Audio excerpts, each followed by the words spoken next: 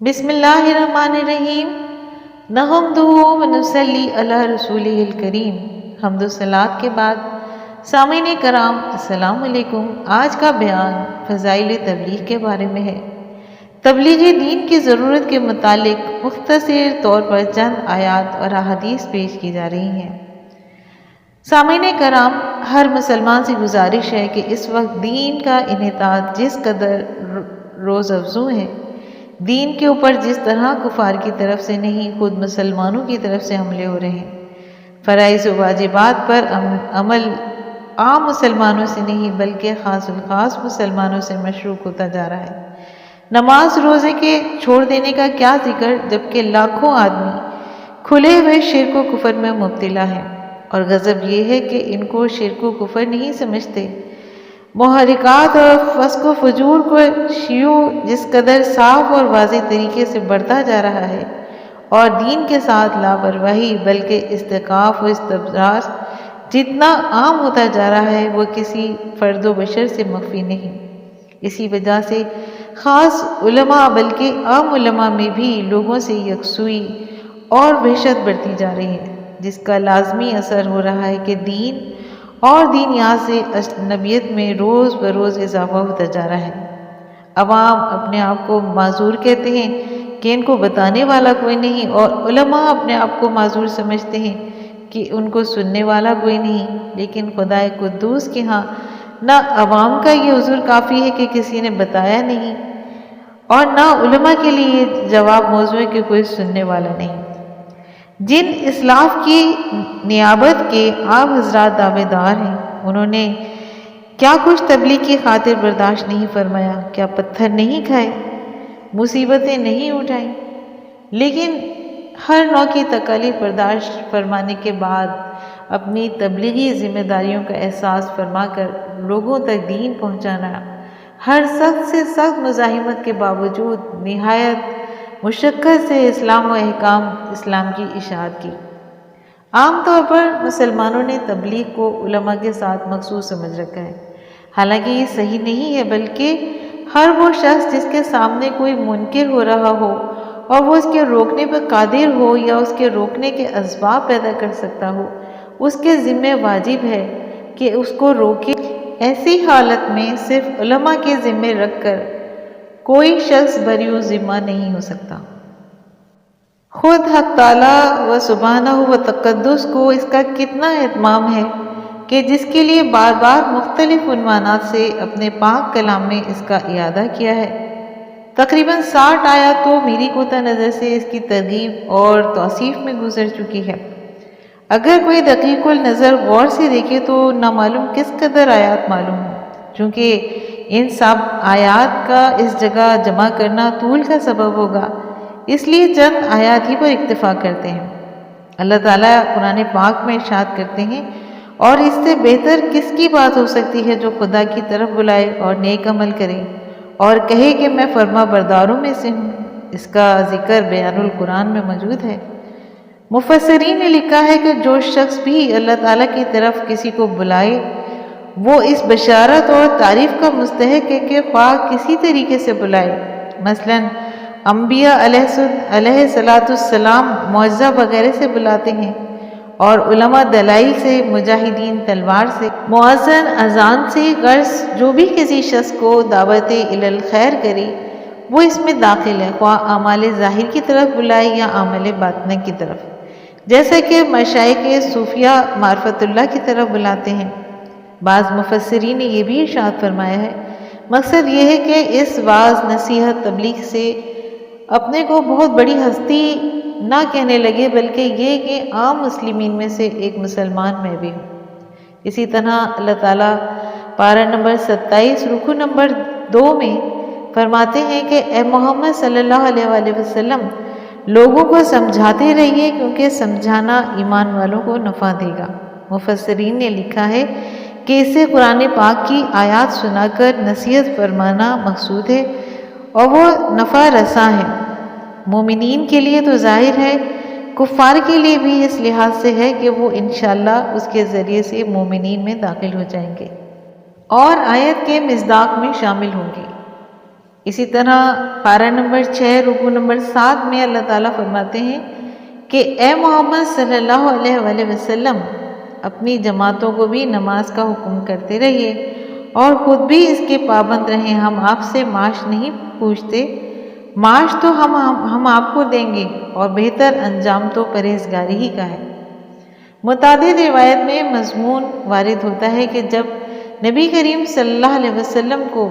کسی کی تنگی معاش کے دفع فرمانے کا فکر ہوتا تو اس کو نماز کی تاکید فرماتے تھے اور آیت بالا کو تلاوت فرما کر گویا اس طرف اشارہ فرماتے تھے کہ وسعت رزق کا وعدہ اتمام نماز پر موقف ہے۔ علماء نے لکھا ہے کہ اس آیت شریفہ میں نماز کے حکم کرنے کے ساتھ ساتھ خود اس پر بھی اہتمام کرنے کا حکم اس لیے ارشاد ہوا ہے کہ یہ نفع ہے کہ تبلیغ کے ساتھ ساتھ جس چیز کا دوسروں کو حکم دیا جائے خود بھی اس پر اہتمام کیا جائے، اس سے دوسروں پر بھی اثر بھی زیادہ ہوتا ہے اور دوسروں کے اہتمام کا سبب بھی بنتا ہے۔ اسی لیے ہدایت کی وجہ سے انبیاء علیہ الصلاۃ والسلام کو مبعوث فرمایا کہ وہ نمونہ بن کر سامنے ہو اور عمل کرنے والوں کو عمل کرنا سہل ہو اور یہ خدشہ نہ گزرے کہ فلاں حکم مشکل ہے، اس پر عمل کیسے ہو سکتا ہے۔ اس کے بعد رزق کے وعدے کی مصلحت یہ ہے کہ نماز کا اپنے اوقات کے ساتھ اہتمام بسا اوقات اسباب معیشت میں ظاہراً نقصان کا سبب معلوم ہوتا ہے، بالخصوص تجارت، ملازمت وغیرہ میں، اس لیے اس کو ساتھ کے ساتھ دفع فرمایا کہ یہ ہمارے ذمہ ہے، یہ سب دنیاوی امور کے اعتبار سے ہے۔ اس کے بعد بطور قاعدہ کلیہ اور امر یہی ایک فرمایا کہ عاقبت تو ہے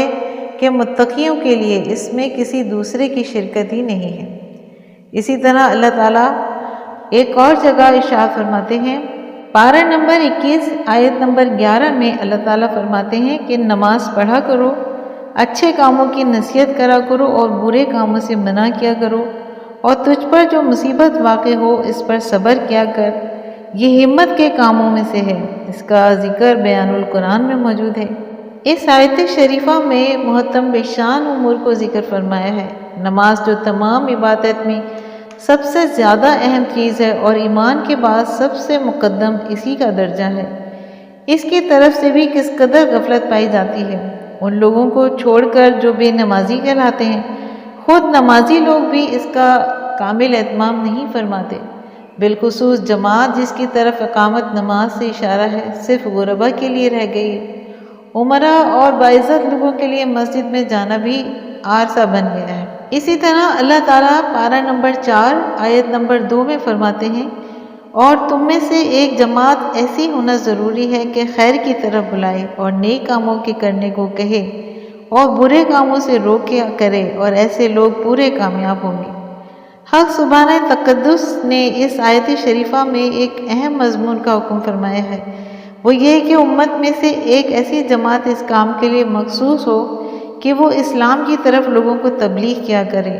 یہ حکم مسلمانوں کے لیے تھا، مگر افسوس کہ اس اصل کو ہم لوگوں نے بالکل ترک کر دیا ہے اور دوسری قوموں نے نہایت اہتمام سے پکڑ لیا ہے۔ نصارہ کو مستقل جماعتیں دنیا میں تبلیغ کے لیے مخصوص ہیں اور اسی طرح دوسری اقوام میں بھی اس کے لیے مخصوص کارکن موجود ہیں، لیکن کیا مسلمانوں میں بھی کوئی جماعت ایسی ہے؟ اس کا جواب نفی میں نہیں تو اثبات میں بھی مشکل ہے۔ اگر کوئی جماعت یا کوئی فرد اس کے لیے اٹھتا بھی ہے تو اس وجہ سے کہ بجائے اعانت کے اس پر اعتراض کی اس قدر بھرمار ہوتی ہے کہ وہ آج نہیں تو کل تھک کر بیٹھ جاتا ہے۔ اسی طرح ایک اور جگہ پارہ نمبر 4 آیت نمبر 2 میں اللہ تعالیٰ فرماتے ہیں کہ تم بہترین امت ہو کہ لوگوں کے نفع رسائی کے لیے نکالے گئے ہو، تم لوگ نیک کام کا حکم کرتے رہو اور برے کام سے منع کرتے رہو اور اللہ تعالیٰ پر ایمان رکھتے رہو۔ مسلمانوں کا اشرف الناس اور امت محمدیہ کا اشرف الامم ہونا مقصد احادیث میں تصریح سے وارد ہوا ہے۔ قرآن پاک کی ایک آیت میں یہ بھی کئی جگہ اس مضمون کو صراحتاً اور اشارتاً بیان فرمایا گیا ہے۔ اس آیت شریفہ میں یہ بھی خیر امت کا اطلاق فرمایا گیا ہے اور اس کے ساتھ ہی اس کی علت کی طرف بھی اشارہ فرمایا ہے کہ تم بہترین امت ہو اس لیے کہ امر بالمعروف اور نہی عن المنکر کرتے ہو، اور یہی آیت شریفہ جو اس امت کا تمغہ امتیاز ہے، اور چونکہ بغیر ایمان کے کوئی عمل خیر معتبر نہیں، اس لیے ساتھ ہی بطور قید کے اس کو بھی ذکر فرمایا ہے، ورنہ اصل مقصد اس آیت شریفہ میں اس کا ذکر فرمانا ہے، اور چونکہ وہی اس جگہ مقصود بذکر ہے، اس لیے اس کو مقدم فرمایا ہے۔ اس امت کے لیے تمغہ امتیاز ہونے کا مطلب یہ ہے کہ اس کا مخصوص اہتمام کیا جائے، ورنہ کہیں چلتے پھرتے تبلیغ کر دینا اس میں کافی نہیں، اس لیے کہ یہ امر پہلی امتوں میں بھی پایا جاتا تھا، اس لیے امتیاز مخصوص اہتمام کا ہے۔ اس کو مستقل کام سمجھ کر دین کے اور کاموں کی طرح سے اس میں بھی مشغول ہوں۔ اسی طرح پارہ نمبر 5 رکوع نمبر 14 میں اللہ تعالیٰ فرماتے ہیں کہ عام لوگوں کی اکثر سرگوشیوں میں خیر و برکت نہیں ہوتی، مگر جو لوگ ایسے ہیں کہ صدقہ خیرات کی یا اور کسی نیک کام کی یا لوگوں میں اہم اصلاح کر دینے کی ترغیب دیتے ہیں اور اس تعلیم و ترغیب کے لیے خفیہ تدبیریں اور مشورے کرتے ہیں، ان کے مشوروں اور البتہ خیر و برکت ہے۔ اور جو شخص یہ کام یعنی نیک اعمال کی ترغیب محض اللہ کی رضا کے واسطے کرے گا، نہ کسی لالچ کے یا شہرت کی غرض سے، اس کو ہم عنقریب اجر عظیم عطا فرمائیں گے۔ سامعین کرام، امید کرتی ہوں کہ آپ کو میرا آج کا بیان پسند آیا ہوگا۔ اگر آپ کو میرا آج کا بیان پسند آیا ہے تو آپ اپنے چینل فضائل اسلام کو لائک اور سبسکرائب کیجیے اور ساتھ لگے بیل آئیکن کو پریس کیجیے تاکہ آنے والی نئی ویڈیوز کا نوٹیفیکیشن آپ کو سب سے پہلے ملے۔ شکریہ۔